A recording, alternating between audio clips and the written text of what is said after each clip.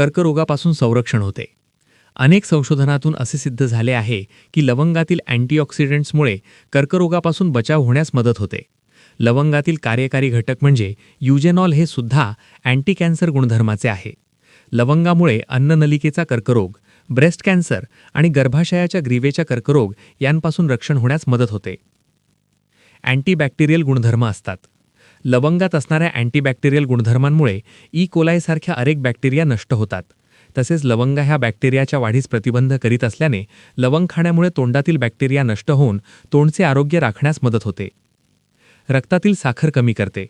संशोधनात असे दिसून आले आहे की लवंगामध्ये आढळणारी संयुगे ही रक्तातील साखर कमी करण्यास मदत करतात. तसेच लवंगातील उपयुक्त घटकांमुळे इन्सुलिनची निर्मिती होण्यास मदत होते. त्यामुळे ब्लड शुगर कंट्रोलमध्ये राखली जाते. अशा प्रकारे लवंग ही प्री डायबेटिक रुग्णांसाठी फायदेशीर ठरू शकते. हाडांच्या आरोग्यासाठी फायदेशीर.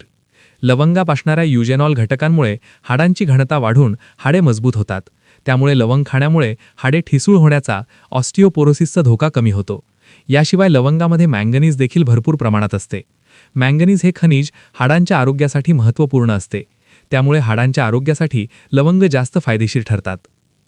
पोटातील अल्सरमध्ये उपयुक्त.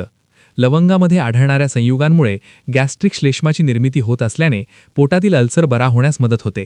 त्याचबरोबर अल्सर होण्यापासून दूर ठेवण्यास लवंग खाणे फायदेशीर असते. लवंग आणि घरगुती उपाय.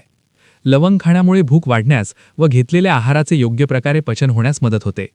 पाण्याबरोबर लवंग बारीक वाटून त्याचा लेप कपाळावर लावल्यास डोकेदुखी व मायग्रेनचा त्रास कमी होतो.